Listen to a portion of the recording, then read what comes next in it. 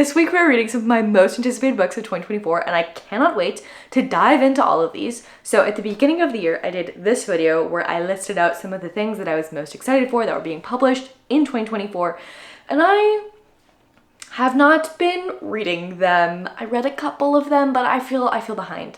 I haven't been in the bookstore on release day getting the things that I'm excited about, and I would like to change that. So we're doing a series. We're gonna read all the things that we're super excited about, and I'm gonna tell you if they lived up to the hype, if they didn't live up to the hype. We're gonna find out together if they're worth your time. So without further ado, we're gonna start the first book of the video, which is gonna be Funny Story by Emily Henry.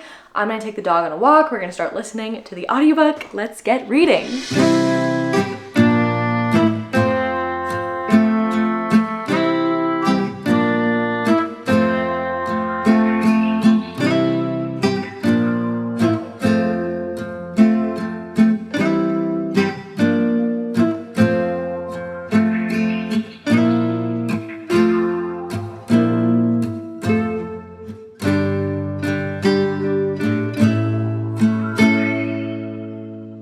Do not be fooled by the pretty spring flowers. It looks like a gorgeous spring day out there, but it does not feel like a gorgeous spring day out there. It is cold. I refused to put the heat on in my house because the AC was on yesterday because it was actually warm yesterday. My brain won't let me do it. I can't have the AC and the heat on within 24 hours. Anyways, we're here to talk about Funny Story. I am 15% of the way through this and I am loving it. I love an Emily Henry book. Julia Whalen is the narrator for the audiobook. I got this through Libro FM's influencer program. So I'm actually getting to read this early, which is very, very exciting. If you guys haven't heard of Libro FM, this isn't sponsored, but they're a really fantastic audiobook alternative to Audible, and they are my audiobook subscription of choice. Let me tell you about how much I'm loving this book. Okay, we have our two main characters, our love interests. They're gonna fall in love, hopefully. It's a romance, they're gonna fall in love. Both of them have just been broken up with. So perspective number one, we have our main character and she has this fiance. They're like a month out from their wedding and her fiance goes on his bachelor party trip. While he's having his bachelor party, his like girl best friend is there and she confesses her love for him. And he realizes that he's also in love with her. And so he comes back from his bachelor party and is like, hey, I'm leaving you. I'll be back in a week. I'm gonna go hang out with this girl for a week so that you can get out of my house that I bought, that you're no longer allowed to live in. And that, if that's not my biggest fear, I don't know what is. So she has like a week to get out of this house. She's moved with this guy to this place that she doesn't really know anyone in. She's a children's librarian. She just knows her coworkers. The girl that her fiance left her for was also in a committed relationship. That guy like shows up on her doorstep and is like, is she here? What's going on? And they end up living together because this girl who's now dating our main character's fiance moved out of his place and our main character obviously needs a place to live. I need to remember her name and I'm super sorry that I forgot it. What's her name? Daphne. Character map for you. Peter, Petra, the people who have left their respective fiancés because they are childhood loves and they're gonna go get married now a month after their last wedding was supposed to be. And Daphne and Miles are our new people who are living as roommates right now, but they're gonna fall in love, obviously. It's very funny because they very much do not know each other and they're just trying to like figure out their grief. Miles is watching like Bridget Jones' Diary and sobbing, and our main character is like trying to get out of this place, this small town in Michigan, as fast as she can. Anyways, one day the wedding invitation shows up at their doorstep for the wedding of Peter and Petra. So Daphne comes home and Miles is drunk because he's sad because the wedding invitation shows up. So they're like commiserating together, they get drunk, they end up drunkenly RSVPing yes to the wedding, and then the next morning, Peter calls Daphne and is like, hey, like, you know, I know it would be really, really hard for you to be at my wedding alone, you know, because you're so alone. And in his mind, he's like yikes, like I really hurt this girl, like I really like want to make sure that she knows she doesn't have to be there. And she's just getting like just seeing red. She's mad at this man who's like keeps telling her that she's alone. She's like, yeah, I know that. So basically she's like, I won't be alone, I'm bringing someone, I'm bringing a date. And he's like, well, you didn't RSVP a +1. She's like, yeah, well, he also got an invitation. And then he puts the pieces together and he's like, you're dating Miles? And he freaks out. And then she tells Miles and he thinks it's hilarious. And so now they're gonna fake date and actually fall in love. And I can't wait. and having a really lovely time. I just love Emily Henry's writing. Like, we're 6 chapters in, I'm 15% into the story. I feel like I really know who Miles is. I feel like I really know who Daphne is. I'm so excited to figure out where their little relationship is gonna go. I like that Emily Henry usually puts, at least for like one of the characters, if it's the male love interest or the female love interest, really puts their professions into it. So Daphne is a child librarian, and a lot of times, of course, they're bookish because we're book girlies. We like the people to also like books. So it's just been a really lovely time. I'm having a fantastic listening experience. Julia Whalen is one of my favorite audiobook narrators, and she's the one who's narrating this audiobook, so that is fantastic too. That's all I have to say right now. I just have a huge smile on my face whenever I'm listening to this, and I will check in with you to let you know how the rest of it goes. I finished reading Funny Story, and it was exceptional. I loved it so much. It actually reminded me a lot of my relationship, not in like the trope and the setup, but the actual male love interest that we were following reminds me a lot of my boyfriend Dan. Our main character Daphne talks a lot about how whenever she's out with him, he's so genuinely curious and interested in what other people have to say, and she ends up learning so much about the people who they're out with, like these complete strangers that they meet at the bar or wherever. And that's definitely how I feel about my relationship. Like, I learned so much more about my parents the first time that Dan came to visit my parents, because he just asked them all of these incredibly insightful questions, and I learned things about them that I didn't know. So that was a really sweet surprise to find while reading this book. And then the third act conflict, I will say, was tough. I was reading it on a walk and trying not to cry in my neighborhood because it was just really incredibly heartbreaking, and it is unfortunately a miscommunication, like it always is in a romance book. The way that everything worked out, I thought was really well done, is what I'm trying to say. Don't expect to not be annoyed at the third act conflict. It was still annoying, but I did like the way that everything came back together. I need to tell you my rating for Funny Story. I think I'm gonna land at like a 4.75 or something. I loved it so much. I love Emily Henry's reading. I don't think I can quite give it a 5. Maybe I can. 4.75, that's where I'm landing. I was just thinking about this, like how quickly romance books move, and like how fast people say I love you, and how fast people are talking about marriage, and how fast people have these big fights in order for it to like fit into this narrative structure that we need. And I was thinking about like my own relationship, and like some of the things that were said and the way that things were said, that would be a lot harder to feel normal or healthy or good in like an actual real world relationship. And I just wanted to mention that because I think it's important to understand that the relationships that we see in media are not real relationships, and that sometimes we need to hold a real life relationship to a higher standard than a relationship in a book, because the plot is there for the plot, right? It's there to be entertaining, and a real life relationship is there to make you feel safe and loved. Speaking of a real life relationship making you feel safe and loved, Dan and I are going to the drive-in tonight, so I'm going to take you guys with me, and we'll see if I can start reading our second book, which I will go grab for you. Speaking of Dan, he just brought me flowers. So we're gonna go to the drive-in. I don't know where the book went. We'll talk about it at the drive-in. I'll see you there.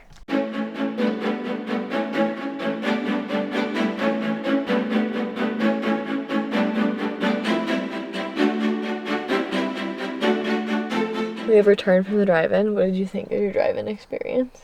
I liked it. I wanted to sleep there. I wanted to take a nap. Yeah, it was nap o'clock. We didn't make it all the way through the second movie. We watched Godzilla x King Kong. Yeah, it was sweet. Once again, guessed the entire plot of the movie in the first 10 minutes. See if you guys can do that. That's our game when we go to the drive-in. Is usually it's like a, what was it last time? Meg 2. Yeah, they do like a cheesy action one. Yeah, that was good. 10 out of 10 drive-in experience. The next book we're reading is 50 Beasts to Break Your Heart and Other Stories by Jenna Rose Nethercott. It's a short story collection, and I will tell you about it when it's not 1 a.m. and I'm not tired. Good night! Good morning. I'm getting ready to go to my friend's birthday little celebration, but I wanted to catch you up on 50 Beasts to Break Your Heart because I read the first story last night. It was called The Eternal Staircase, and I gave it like 4 stars. I really liked the setup. I really liked the lore of the Eternal Staircase. It had like these little paragraphs of the rules of the staircase intermixed throughout the story that we were telling, and I really loved those aspects of it, but I felt like the story, the plot of it, I don't know, I wanted more pages. It was a 22-page story. I know it's a short story and asking for more pages is not possible, but I felt like we really got to know our characters and they're working at the Eternal Staircase and like what that entails. But I feel like we rushed through the most interesting parts of the story, which was what happened when people were starting to be affected by the staircase and when they went down into the staircase. And that's like the piece that I wanted more of. So far, the first story, I'm giving 4 stars. I enjoyed it, but I wanted a little bit more. And I'm gonna finish getting ready. I will take you with to Rosie's for my friend's little birthday celebration. I think we're gonna stop at the bookstore and pick her up a little present as well. And then hopefully we'll get some more reading in later today.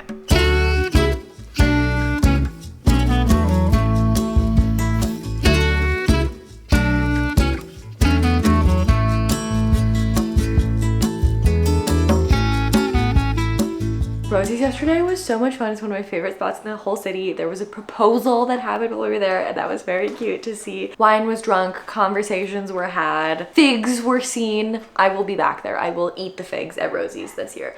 I love eating figs straight off of the tree, bush. Tree? It's a tree. It's a fig tree. Some of them look more like bushes than trees, but technically it's a tree. My friend and I used to do that all the time when we lived in New Orleans, and I miss it. So when I found figs in Charlotte, we didn't get to eat them last year, but this year I will eat them. Okay.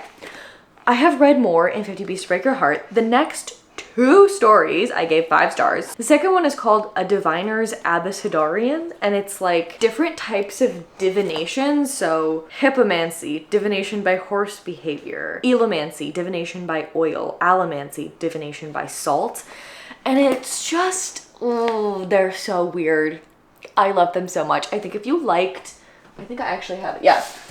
If you liked Out There, you're gonna like this, I think. This is more fantasy than Out There is, but it's similar, very slightly speculative, weird. These feel like Black Mirror episodes. These feel like Black Mirror in a fantasy world. Some of them, most of them are fantasy. Pretty much all of them are very slightly speculative. It's also reminding me a little bit of Her Body and Other Parties by Carmen Maria Machado, which I also really enjoyed. Just kind of like the writing style is very similar. The third story is called The Thread Boy, and I loved it. It's one of my favorite short stories I've ever read. It's about this witch who wanted a child, and he creates this child out of thread and just this idea of this being that is made of thread that keeps getting its threads snagged on things like people and places and things that he has done and how that affects him. It felt like Jenna Rose Nethercott was sitting in my brain watching me think about connections and how who we are is a sum of our experiences and grappling with this idea of whether or not that's a good thing. And The Thread Boy, incredible story. The next one I didn't love. I gave it 2 stars. It's called Foxjaw, and then The War of Fog. The War of Fog really snuck up on me. I did give it 5 stars. The first couple of pages that I was reading this, I was so confused. I did not know what was going on. But the way that this ended was incredible. Kind of felt like this is how you lose the Time War a little bit. I cannot explain to you what the War of Fog is, but just the way that there's like a certain musical symbol. I'm gonna put it here. If you've played music, you know what this is. I don't know what the actual technical name of it is, but it's like basically like repeat that section. And just the way that that was used in that short story, just genius, absolute pure genius. I think at this point I've read, how many have I read? 1, 2, 3, 4, 5. I've read 5. I've read 5 at this point. I think I'm going to try to pick up the audiobook. I have a credit from Libro FM, and I think I want to try the audiobook because I tend to love short story collections on audio. And I'm going to try to bring this with me as well tomorrow, but I think the audiobook is going to help me get through this a little bit faster so that we can get this video done on time. And I want to try it out for you so I can review it for you. So we're going to switch to the audiobook, and then I'll see you guys either when I finish it or when I have something else to say.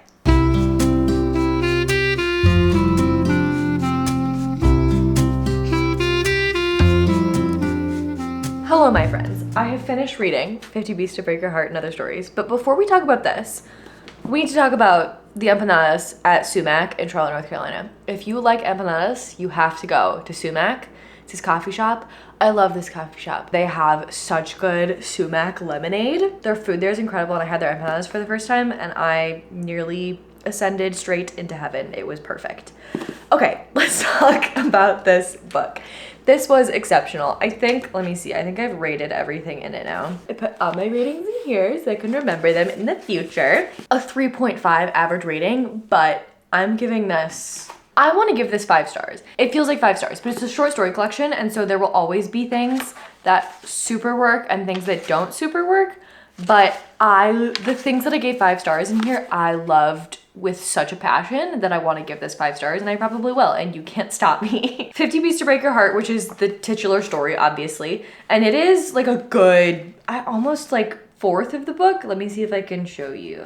That's how much is this story. So it's a lot of it, and they all have these incredible illustrations, and I love these illustrations, and I think there's prints from the artists who created these drawings that they're selling, and those are incredible. I would love to have one of those. I don't think I will be purchasing, but super cool. I mean, can you imagine like having that hanging in your house? Interesting, because there's this like kind of subplot that's running through everything. Let's see if I can find you an example. Okay, so this is one. Usually there's like obviously the name and the thing, but this one's blank. I'll read you this one so you can get a taste of this. There's nothing to say about blank. No one has done any research on blank. Every time a florist has attempted to study a blank, they've forgotten what they were doing within half an hour and returned to the lab empty-handed and confused. Whenever anyone starts thinking about blank, they quickly think of something else instead. Plenty of people have seen a blank. They must have. Aren't blank everywhere? But no one can remember what they look like. All that is known for sure is that they tend to frequent tow lots and are often seen near orbs of light hovering just above the... and then it just ends. Editor's note, we can't recall what creature we were writing about, so find ourselves unable to complete this page. Please disregard this entry. Do not speak of it. Do not ask us about it. Please tear it from your copy of the text. That's the vibe that this is giving. I did enjoy hearing about all these beasts. I did feel like there were too many beasts, and for there to be like a story running through all of them, I wanted that to be more front and center. Like there were a lot of beasts that there was nothing mentioned of this like underlying plot line that was going through it. And I kind of wished that we had just like taken those out and every beast was in there for a reason, like for this through line that was going through it, but very interesting nonetheless. Next up is A Lily is a Lily, which was incredible, 5 stars. This super interesting story. There's like this girl that this guy is longing for, and it's this conversation about ghosts and being haunted. And I remember that haunting being a central theme in Thistlefoot that I loved, and I'm really glad that that came back in a lot of these stories, especially this one, A Lily is a Lily. They're not able to be together, and his longing for her creates this ghost, and it's just the way that this story ends is just absolutely incredible. Speaking of beasts, my beast has come to join us.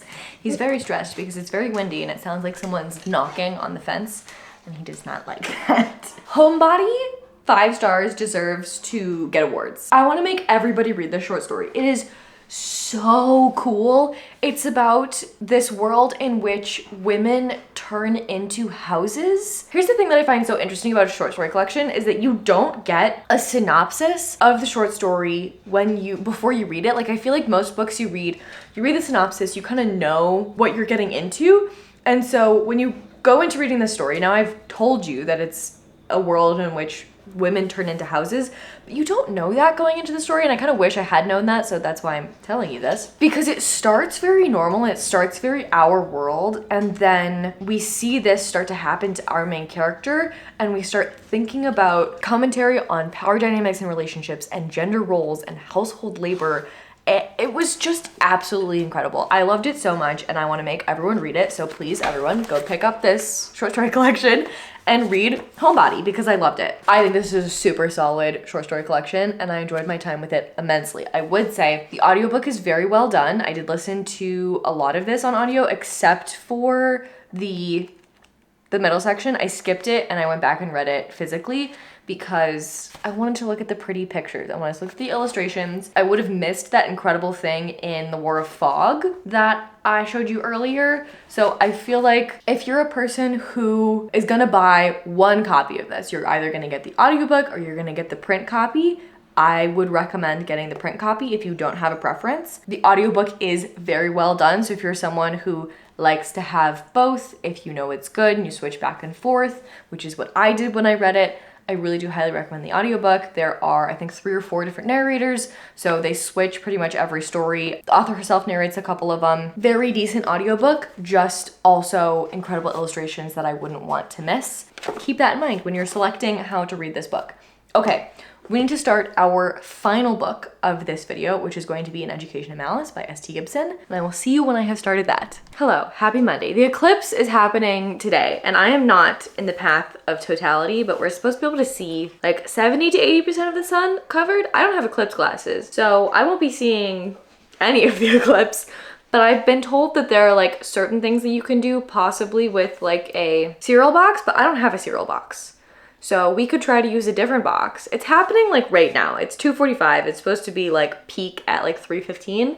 So we have 15 minutes basically to figure out what we want to do to see this eclipse. I'll show you if I get any pictures of anything that looks interesting. But I've also started reading a new book. I am reading An Education in Malice. This is by S.T. Gibson, who wrote A Dowry of Blood. This is supposed to be a Carmilla retelling, and I've heard some mixed reviews, so I'm not quite sure what I'm in for. I'm like 20-ish% of the way in, and it's really not feeling super Carmilla-y at all. In my opinion, the only thing that's Carmilla about this is that there is a person who's being a vampire, and then there's also a person who's named Carmilla. And that's pretty much it. I'm not getting a whole lot of Carmilla vibes out of this. I don't know, it's interesting. Our main character is going away to school. She's really into poetry. There's this like weird like professor-student relationship. We've got lots of queerness going on, which is exciting because obviously Carmilla, but I'm not like dying to find out what happens next. Okay, let's go see if we can see the eclipse. Okay, well we tried and failed to see the eclipse. I'll put a photo here that I took with my phone camera. It's probably not good for my camera to look at the sun. The sun itself does not look eclipsey, but if you look at the little green, I'll zoom in on it, the little green like reflection from the sun, it looks eclipsey. I don't know, maybe some smarter science people in the comments can tell me what's going on there. If anything, we tried something. I made this. It did not work. I don't know what I did wrong. That was my eclipse adventure. I'll see you later. Hello, I finished reading An Education in Malice, and I feel similarly about it at the end as I did in the beginning. It doesn't feel like a Carmilla retelling. The only thing that feels Carmilla about this is that one of the characters' names is Carmilla. Here's our situation. We have a professor and we have 2 students. One of the students is Carmilla. I think if the professor were Carmilla, or even if the 4th party in this situation, if you read this book, you know what I'm talking about, if she had been Carmilla, I think either of those situations would have made sense with the power dynamics. It didn't really make a whole lot of sense that our other student was Carmilla. I did like how this book ended. It ends kind of ambiguously, and I love an ambiguous ending, but if you hate an ambiguous ending, you're not going to like it. I enjoyed the story. I don't think it's gonna get any more than 3 stars from me, maybe like 2.5. I'm trying to be a big girl and say when I don't like something, but it's hard. So I'm gonna stop giving 3 stars to things that I didn't like that much. So I'm giving this 2.5. I'm giving it 2.5. I never wanted to pick it up and find out what was happening. It felt a little bit weird with the writing style. It doesn't feel like an S.T. Gibson book.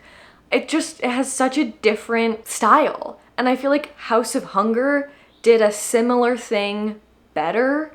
And so I'm just not really sure like what I got out of this book. I did, however, I will say I really liked having like a truly queer vampire story. I did really like having that, especially because Carmilla has very much been adopted by the queer community. I'm glad that somebody is adapting that text to be more modern and queer positive, but I just don't think it was super successful in what it was trying to do, and that bummed me out a lot. Obviously, I wanted to like this. It was one of my most anticipated books of the year, but it didn't stick the landing. I feel like the time period of this book was confused. I think it's actually set in like the 70s type era, but it really was just kind of felt all over the place. It felt like it was trying to be older than the time period it was set in. It felt super modern at times. The like language the characters used was very interesting. I don't know. I just wasn't immersed in it the way that I was immersed in A Dowry of Blood. That book was so good. I think I gave it 4 stars. I really enjoyed it. And this one just kind of was a huge letdown. And that was a huge bummer. And that's it. Those are all 3 of my most anticipated 2024 releases that we're reading in this video. I'd like to do this every month, if possible, to just make sure that I'm cranking out these books that I told you that I wanted to read this year. So if that sounds interesting to you, let me know in the comments. If you'd rather me read more books in one video and do them less often, let me know that as well. Can you tell I'm trying to grow my bangs out? They're at that like really great stage right now where I cannot see. but they also are very much bangs still. I hate it. I hate it so much. I'm trying to grow my hair out and my bangs out at the same time, and all I want to do is cut all of my hair off. Okay, thank you so much for hanging out with me. I really appreciate you being here. I want to know what some of your most anticipated releases were of 2024, if you've read them, and if they lived up to the hype or not, because I feel like we got a little bit of a mixed bag here. Maybe it's just because we ended on something that I didn't love. The other two were fantastic. So I'm happy with what we were able to accomplish. Looking back on the whole experience, I'm happy with what we were able to accomplish. We read a romance, a short story collection, and a horror. Kind of, I don't know if I really count An Education of Malice as horror. It's more like a dark academia with a little bit of suspense. It's not really a thriller because you know who's doing the stuff the whole time. Anyways, that's what I thought of all the books. I love you all. Thank you for being here. I will see you next week. Oh, one more thing. I am doing a very specific book recommendations video, so if you missed the community post and you missed the Instagram post, let me know in the comments what very specific book recommendations you have that you want me to give you a recommendation for, and I will do it in next week's video. Okay, bye for real.